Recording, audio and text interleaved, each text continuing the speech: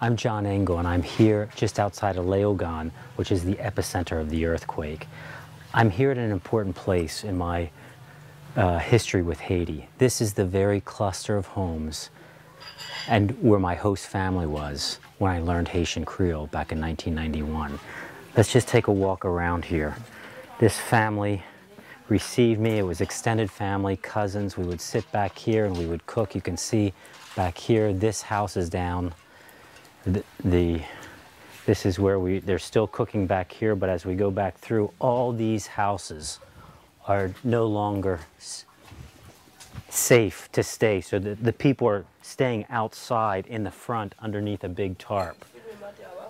But this is where I learned culture, Haitian Creole, and I've stayed in touch with them since. You see the house here, this is where Janine lived.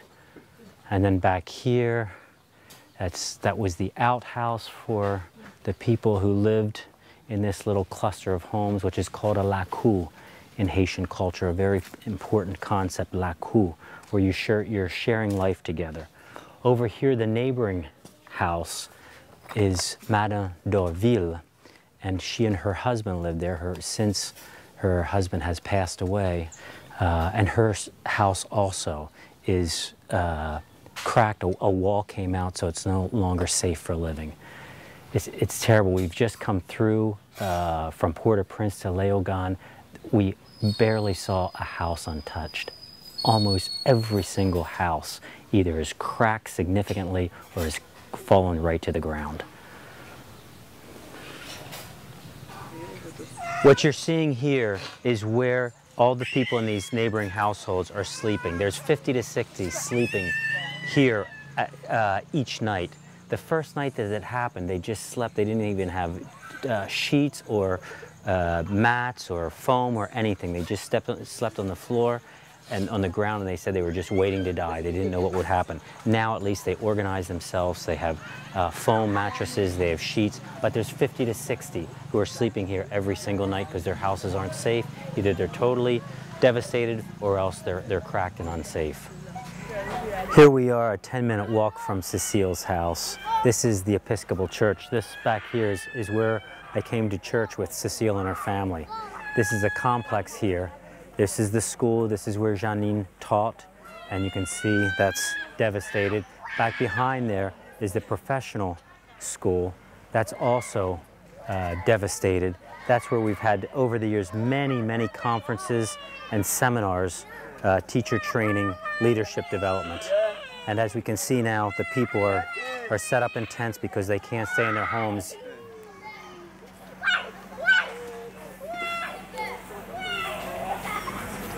It's just unbelievable that virtually every single house has either fallen to the ground or else has major walls.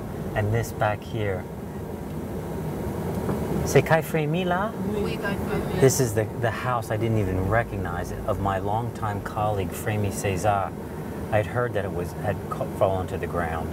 This is the first time I'm seeing it. It's in the very back there.